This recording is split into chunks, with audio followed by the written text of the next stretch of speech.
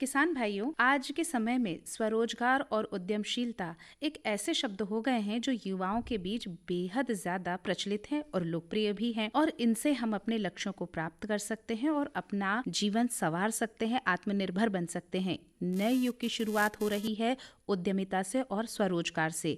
तो क्या है ग्रामीण उद्यमिता से स्वरोजगार के लिए अवसर हमारे युवाओं के लिए? इसी विषय पर चर्चा करने के लिए हमने अपने स्टूडियो में आमंत्रित किया है शिवम राजन वर्मा को, जो क्रिस्म में विषय विशेषज्ञ हैं। बहुत बहुत स्वागत है वर्मा जी आपका। नमस्कार। नमस्कार मैम। हमारे यहाँ जो हमारे किसान भाई हैं, ग्रामीण क्षेत्र होता है, खेती किसानी के काम तो हम लोग कर ही रहे हैं और जी। काम चलते ही रहते हैं, लेकिन नए युग की शुरुआत हो रही है, हम आधुनिकता की तरफ धीरे धीरे बढ़ रहे हैं। गांव का जो काम है उसके साथ साथ रोजगार और उद्यमशीलता में भी हमारे युवा आगे बढ़ रहे हैं। अगर ये जानना चाहें कि स्वरोजगार और उद्यमशीलता में क्या अंतर है, तो क्या कहना चाहेंगे? अब जैसा कि आप जानते हैं कि जो क्रिस्प है, centre for research industrial staff performance, ये भोपाल में है। ये डिपार्टमेंट ऑफ टेक्निकल एजुकेशन की एक स्वायत्तई संस्था है। डॉक्टर श्रीकांत पाटिल जी जो हमारे एमडी हैं, उनके नेतृत्व में ये हमेशा एक नए आयाम साल भर साल हम लोग बनाते हैं। और जैसा कि आप स्वरोजगार, हमारे जो डॉक्टर श्रीकांत पाटिल हैं, उनका एक विज़न भी है कि आत्मनिर्भर भारत को कैसे बनाया जाना चाहिए, तो हम इसके लिए भी हम काम करते हैं। आपने एक अच्छा सवाल उठाया है, स्वरोजगार और उद्यमशीलता। ये दोनों को डिफरेंस को या दोनों के अंतर को हमको समझना पड़ेगा। स्वरोजगार से मतलब ये हो गया कि अगर कोई खुद का बिजनेस स्टार्ट करना चाहता है जिसमें वो किसी दूसरे पे डिपेंडेंसी नहीं रखता, या आप ये कह सकते हैं कि एक जो हमारा सब्जी वाले ठेले लगाते हैं या फिर कोई फेरी वाले होते हैं, वो एक स्वरोजगार का बिजनेस करते हैं। उद्यमशीलता से मतलब जिसमें हमने एक एंटरप्राइज बनाया और हमने 5 से 10 लोगों को जोड़ा, उन लोगों को रोजगार दिया, और जिसकी हमने अनुमानित जो हमने आय निकाल रहे हैं इसमें 3 करोड़ तक लेके चले गए। रूरल उद्यमिताशीलता के बिहाफ में मैं आपको बता रहा हूँ, तो वो हमारी उद्यमशीलता होती है। एक एग्जाम्पल से मैं आपको बताता हूँ। सपोज कीजिए आज हम जैसे युवाओं को देखते हैं जो गांव से पलायन करके बाहर जा रहे हैं, लेकिन आपने देखा होगा कि आपके घर में, आपके ही खेत के पास आप चने की खेती करते हैं।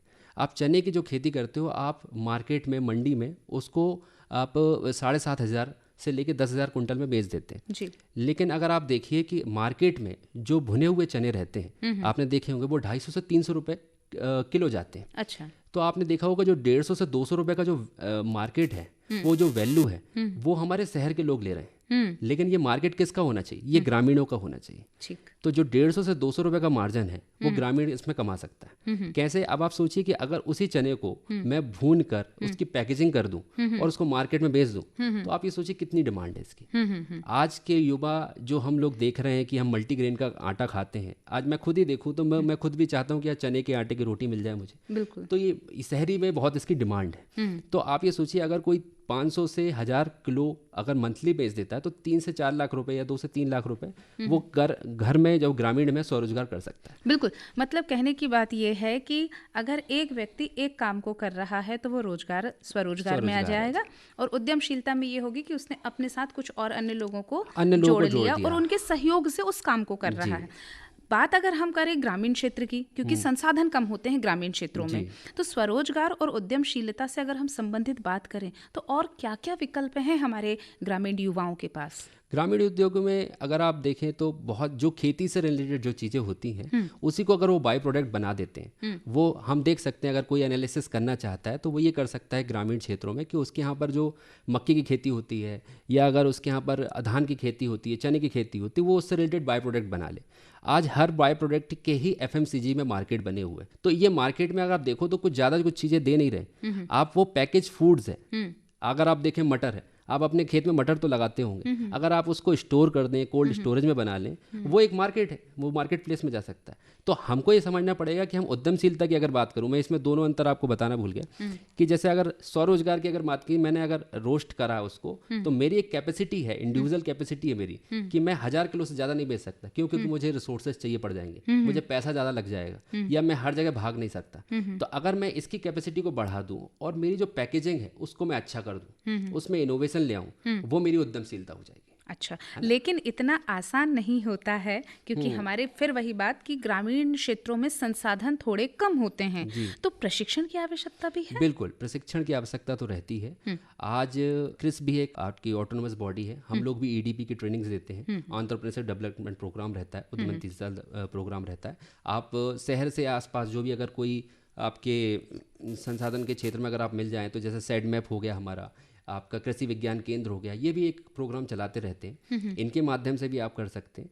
तो आप अगर जिस क्षेत्र में जाना चाहते हैं, अगर आपने सपोज़ कीजिए कि आपको हैंडीक्राफ्ट में जाना है और आप कुछ ज़ारो ज़रीदी का काम करना चाहते हैं, तो उससे रिलेटेड ट्रेनिंग आपको लेनी पड़ेगी। अच्छा, कौशल विकास का आप कर लीजिए और उस कौशल विकास के क्षेत्र से बढ़कर स्वरोजगार आप कर सकते हैं। बिल्कुल। तो प्रशिक्षण की आवश्यकता है। हाँ, और बिल्कुल है। क्रिस्प जैसे और भी संस्थानें हैं जैसे जो और भी संस्थाएं बिल्कुल उनको देते हैं। जी। क्या सरकार इसमें कोई योजनाएं चलाती है और सहयोग देती है? अगर किसी के मन में अब विचार आ गया, जागरूकता आ गई कि भाई अब मुझे उद्यमशीलता की तरफ बढ़ना है, स्वरोजगार की तरफ मेरे को बढ़ना है, तो प्रशिक्षण तो मिल जाएगा, मान लिया। क्या इसके लिए सरकार की योजनाएं और सहयोग?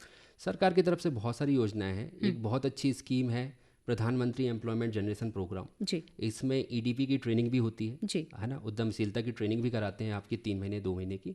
और इसके बाद अगर आपको लोन चाहिए तो अगर आप जनरल कैटेगरी से आते हैं तो 25% की सब्सिडी भी मिलती है, और अगर आप ओबीसी से आते हैं तो 30% की सब्सिडी मिलती है, वुमेन्स है तो 35% की सब्सिडी मिलती है, एसटी/एससी के लिए अलग है। तो इस तरह से सब्सिडी भी मिलती है 35% की, और 25 लाख तक का लोन भी मिलता है अगर आप कोई अपनी बिजनेस स्टार्ट करना चाहते हैं, उद्योग लगा रहे हैं। अगर आप मैन्युफैक्चरिंग यूनिट में लगाते हो तो 25 लाख तक, और अगर सर्विस में लगा रहे हो तो 10 लाख तक। वैसे ही मध्य प्रदेश की अगर बात करें तो मध्य प्रदेश उद्यम क्रांति योजना चल रही है, जिसमें 3% तक का 7 सालों के लिए लोन मिल जाता है। ठीक है, वो भी एक कोलेटरल फ्री मिलता है, उसमें आपको कुछ देना नहीं पड़ता। ये एक सबसे अच्छी बात है, ये मध्य सरकार की तरफ से हो रहा है। अगर आप एसटी/एससी अगर आंचल से आते हैं, अगर एसटी से आते हैं तो तात्या जो है बिरसा मुंडा है योजना है, स्वरोजगार योजना है, इसके माध्यम से लोन ले सकते हैं।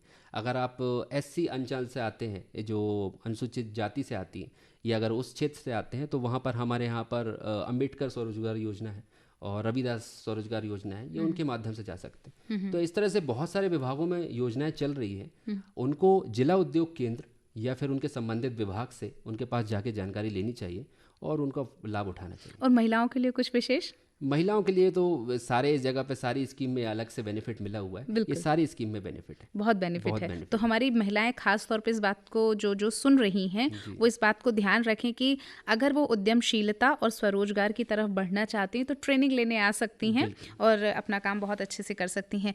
आपने बात करी कि हमें जो हमारे पास उत्पादन है उसका हम स्वरूप बदल दें और हम उसे अगर प्रोसेस करके अगर हम मार्केट में बेचते हैं तो हमको और ज़्यादा अच्छा उसका दाम मिल सकता है, वो हमारा स्वरोजगार उद्यमशीलता हो सकता। तो क्या इन सब के लिए रजिस्ट्रेशन कराना भी ज़रूरी है? नाम बनाना भी तो ज़रूरी है, ब्रांड बनाना ज़रूरी है।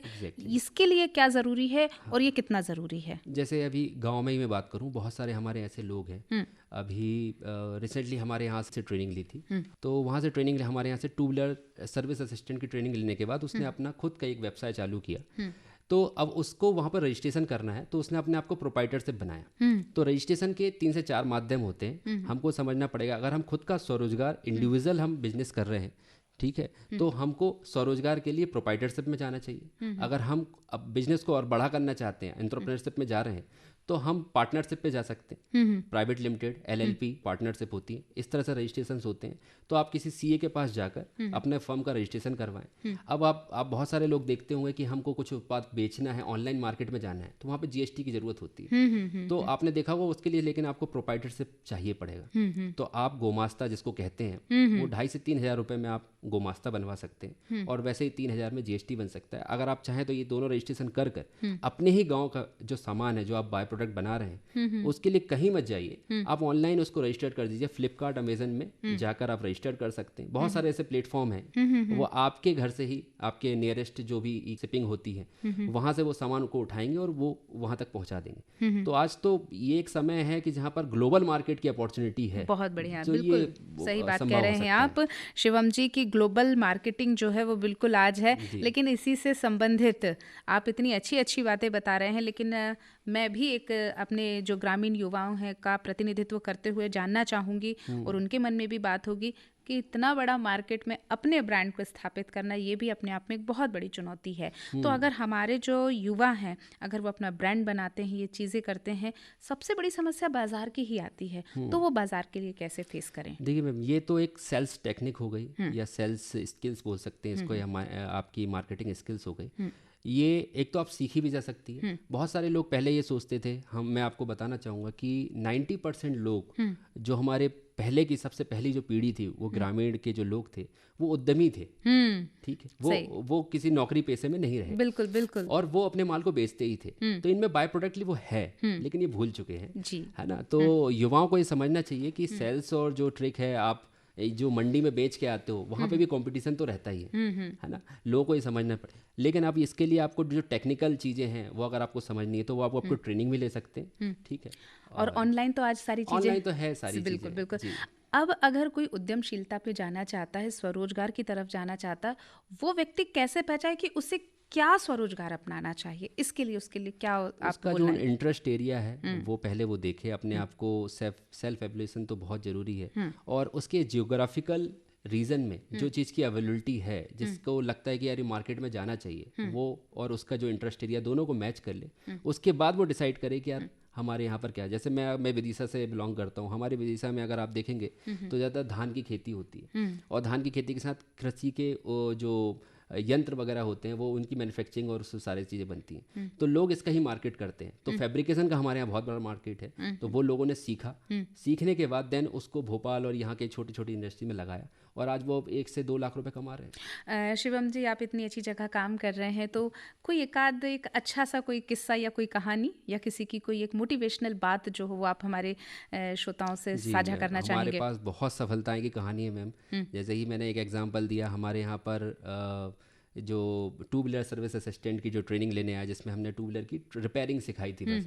आप सोचिए कि इसमें कैपिटल भी लगता है, 20 से 50 हज़ार रुपये लग जाता है। तो उन्होंने पहले सीखा और थोड़ा छोटे मोटे नौकरी की, टायर लिए और लोगों के ऑयल भरने चालू किए, और वो चालू करते करते आज उन्होंने अपना शोरूम भी स्टार्ट किया। क्या बात है। तो ये बहुत छोटी छोटी सी कहानियां हैं। ऐसे बहुत सारे लोग हैं। हमारे यहाँ पर हैंडीक्राफ्ट का एक सेंटर है जहाँ पर स्विंग मशीन ऑपरेटर की ट्रेनिंग्स होती हैं, वो सिलाई की यहाँ से ट्रेनिंग लेके अपना खुद का व्यवसाय ही करती हैं। अच्छा, हाँ, तो बहुत सारे मतलब लोग हैं, बिल्कुल। तो क्रिस्प की तरफ से हमारे ग्रामीण युवाओं के लिए आप क्या बताना चाहेंगे, क्या संदेश? अभी हमारे पास एक रिसेंटली एक स्कीम आई है जिसमें जो मिनिस्ट्री ऑफ टेक्सटाइल की है, जिसमें समर्थ स्कीम है ना। समर्थ स्कीम में हम हैंडीक्राफ्ट से रिलेटेड और स्विंग मशीन ऑपरेटर इसकी ट्रेनिंग करा रहे हैं। हमारे 20 जिले में हमारे सेंटर ओपन हो रहे हैं।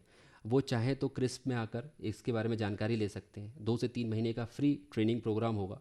इसमें आप वो उनको रोजगार भी मिल सकता है, और अगर वो अपना खुद का व्यवसाय करना चाहते हैं स्वरोजगार, तो वो भी चालू कर सकते हैं। बिल्कुल, तो एक बार वो भी कनेक्ट कर सकते हैं। बिल्कुल, बहुत ही अच्छी, सार्थक और विस्तृत जानकारी जो है, उपयोगी जानकारी आपने हमारे किसान भाइयों के लिए दी, ग्रामीण युवाओं के लिए दी है कि अगर आप थोड़ा सा एफर्ट लगाएंगे और अपनी रुचि के अनुसार आपको जो भी चुनना है उसे आप चुनिए, प्रशिक्षण लीजिए, और एक किसान तो बनिए, साथ में एक उद्यमशील और एक अच्छे एंटरप्रेन्योर भी बन सकते हैं। आप हमारे स्टूडियो में, आपका बहुत बहुत धन्यवाद।